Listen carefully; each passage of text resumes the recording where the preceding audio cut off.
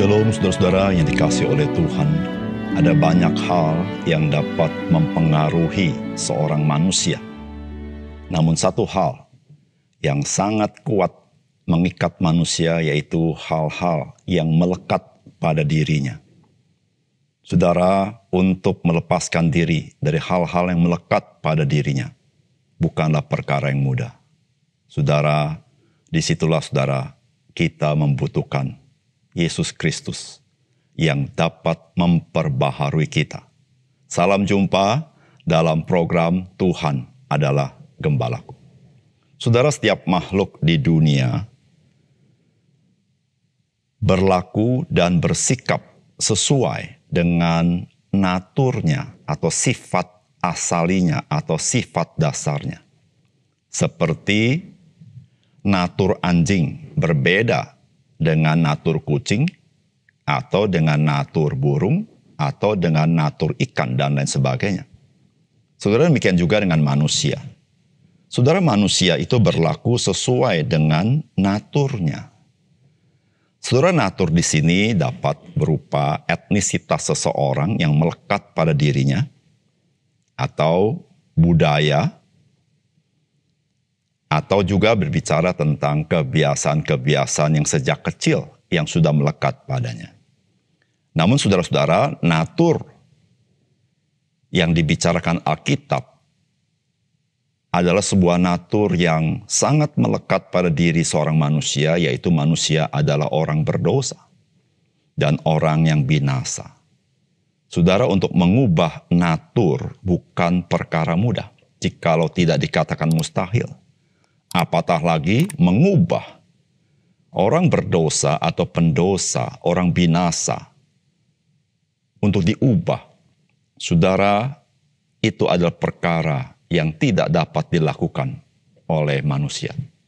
Saudara, kekristenan bukan berbicara tentang kebiasaan-kebiasaan Kristen yang dilekatkan pada seseorang, bukan berbicara tentang kebudayaan Kristen yang dibiasakan pada seseorang, juga bukan berbicara peraturan-peraturan agama Kristen yang harus dilaksanakan oleh seseorang.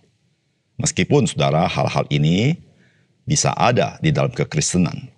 Saudara, kekristenan berbicara tentang barang siapa yang berada di dalam Kristus. Dia adalah ciptaan baru. Yang lama sudah berlalu dan yang baru sudah datang. Saudara, mari kita membaca 1 Yohanes pasal 2 ayat 28 sampai pasal 3 ayat 10. Maka sekarang anak-anakku, tinggallah di dalam Kristus supaya apabila ia menyatakan dirinya, kita beroleh keberanian percaya dan tidak usah malu terhadap dia pada hari kedatangannya. Jikalau kamu tahu bahwa ia adalah benar, kamu harus tahu juga bahwa setiap orang yang berbuat kebenaran lahir daripadanya. Lihatlah betapa besarnya kasih yang dikaruniakan Bapa kepada kita sehingga kita disebut anak-anak Allah. Dan memang kita adalah anak-anak Allah. Karena itu dunia tidak mengenal kita, sebab dunia tidak mengenal Dia. Saudara-saudaraku yang kekasih, sekarang kita adalah anak-anak Allah, tetapi belum nyata apa keadaan kita kelak. Akan tetapi kita tahu bahwa apabila Kristus menyatakan dirinya, kita akan menjadi sama seperti Dia. Sebab kita akan melihat Dia dalam keadaannya yang sebenarnya. Setiap orang yang menaruh pengharapan itu kepadanya, menyucikan diri sama seperti Dia yang adalah suci. Setiap orang yang berbuat dosa melanggar juga hukum Allah, sebab dosa ialah pelanggaran hukum Allah. Dan kamu tahu bahwa Ia telah menyatakan dirinya supaya Ia menghapus segala dosa, dan di dalam Dia tidak ada dosa. Karena itu, setiap orang yang tetap berada di dalam Dia tidak berbuat dosa lagi. Setiap orang yang tetap berbuat dosa tidak melihat dan tidak mengenal Dia. Anak-anakku, janganlah membiarkan seorang pun menyesatkan kamu. Barang siapa yang berbuat kebenaran adalah benar, sama seperti Kristus adalah benar. Barang siapa tetap berbuat dosa berasal dari iblis, sebab iblis berbuat dosa dari mulanya. Untuk inilah anak Allah menyatakan dirinya, yaitu supaya ia membinasakan perbuatan-perbuatan iblis itu. Setiap orang yang lahir dari Allah tidak berbuat dosa lagi, sebab benih ilahi tetap ada di dalam dia, dan ia tidak dapat berbuat dosa karena ia lahir dari Allah. Inilah tandanya anak-anak Allah dan anak-anak iblis. Setiap orang yang tidak berbuat kebenaran tidak berasal dari Allah, Demikian juga barang siapa yang tidak mengasihi saudaranya. Saudara yang dikasihi oleh Tuhan, kekristenan pada abad pertama sudah menghadapi ajaran-ajaran yang sesat atau yang tidak sesuai dengan kebenaran firman Tuhan. Bersamaan dengan itu mereka melepaskan religiusitas dengan etika dan moralitas kehidupan sehari-hari. Sehingga apa yang disebut dengan pengalaman rohani itu tidak ada kaitannya dengan perilaku sehari-hari. Dan berbahayanya adalah ajaran-ajaran seperti ini memakai jubah kekristenan. Namun kehidupan mereka tidak sebagaimana seharusnya yang Tuhan inginkan. Karena memang ajarannya pun adalah ajaran sesat. Saudara, apakah kekristenan seperti itu? Tidak sama sekali. Saudara, kekristenan itu menghidupi iman kita kepada Allah di dalam Kristus, di dalam kehidupan kita sehari-hari. Saudara, bagaimanakah sifat-sifat Allah?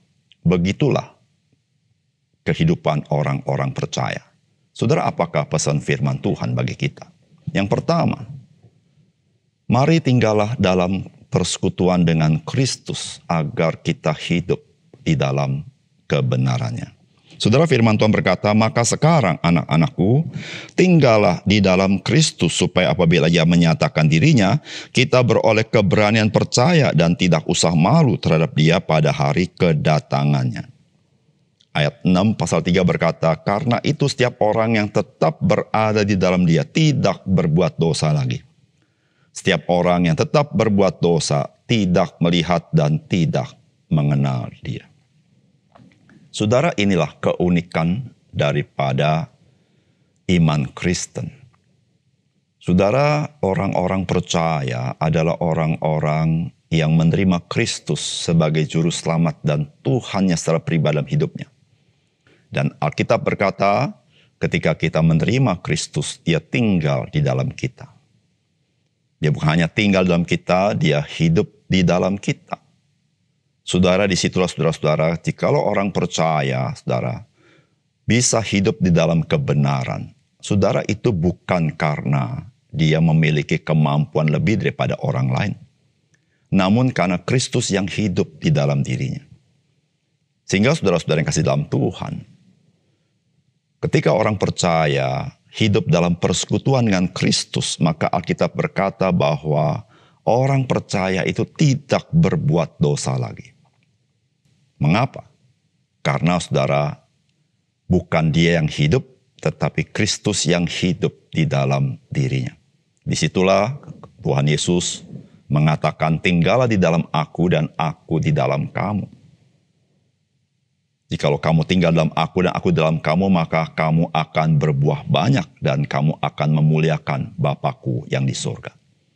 Saudara yang kasih dalam Tuhan, percaya kepada Kristus bukan sekadar kita percaya kepada doktrin pengajaran.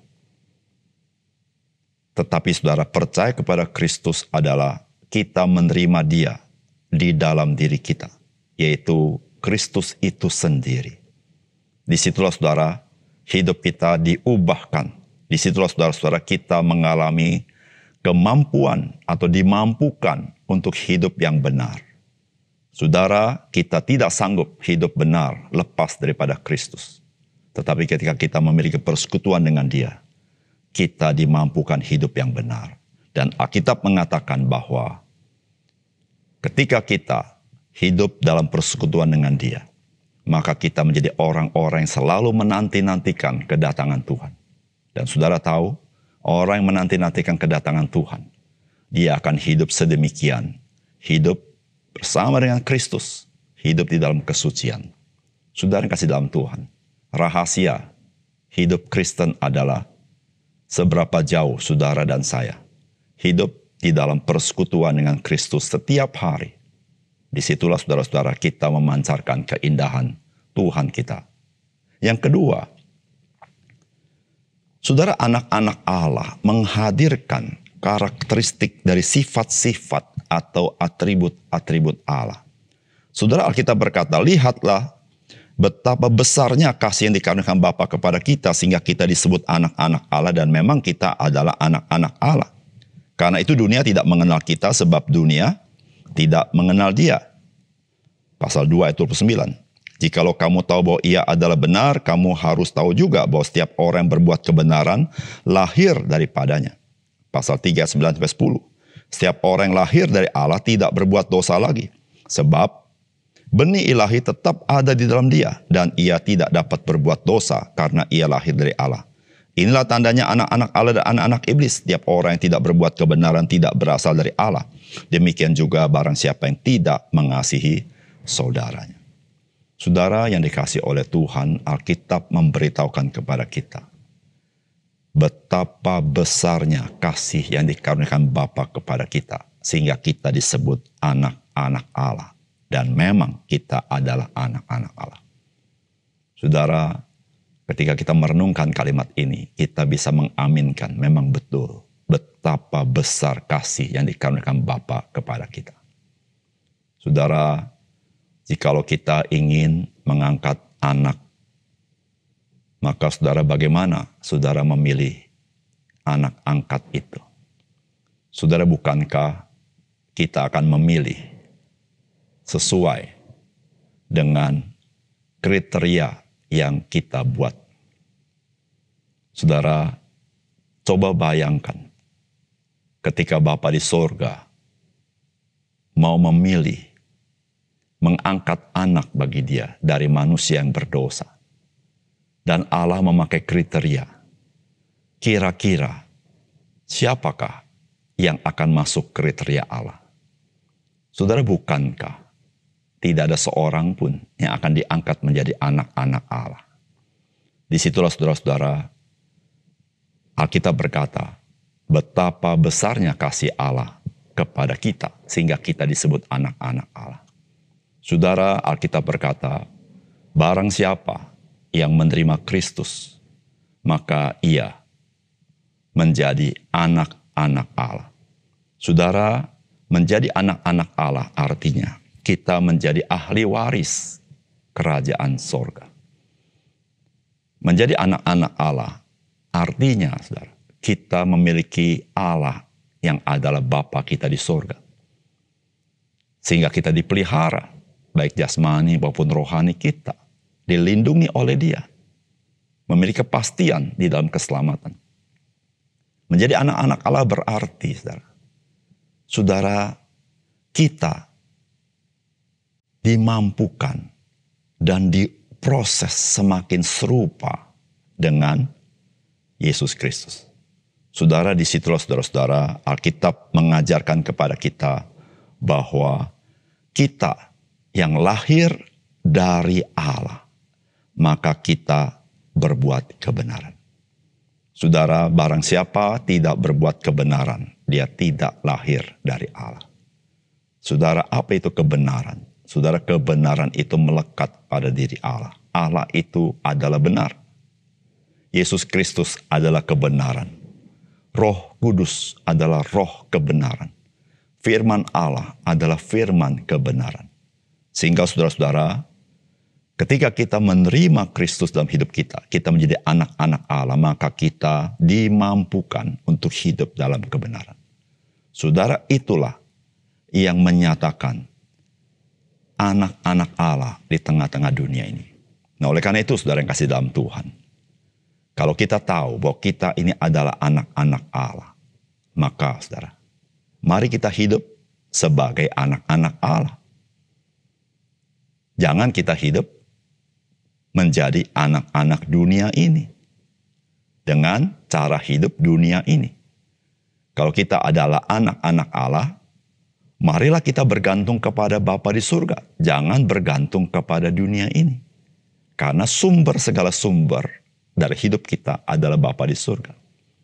Jikalau kita memang adalah anak-anak Allah, maka marilah kita hidup untuk menyenangkan hati Bapa di surga. Dan saudara, anak-anak Allah adalah orang-orang yang sudah mengalami kasih Allah. Dan anak-anak Allah adalah orang-orang yang mengasihi Bapa di surga. Disitulah saudara-saudara, kita sebagai anak-anak Allah, kita menjadi orang-orang yang dengan sukacita hidup di dalam kebenaran. Dan disitulah saudara menyatakan kemuliaan Tuhan di tengah dunia ini. Mari kita berdoa. Bapa kami surga, terima kasih untuk kebenaran firman Tuhan. Biarlah Tuhan meteraikan firman-Mu dalam hati kami. Terima kasih bahwa kasih Tuhan begitu besar kepada kami. Sehingga kami sebetulnya adalah anak-anak kebinasaan. Tetapi Tuhan mengangkat kami di dalam Kristus menjadi anak-anak Allah. Terima kasih Tuhan, dalam nama Tuhan Yesus kami berdoa. Amin.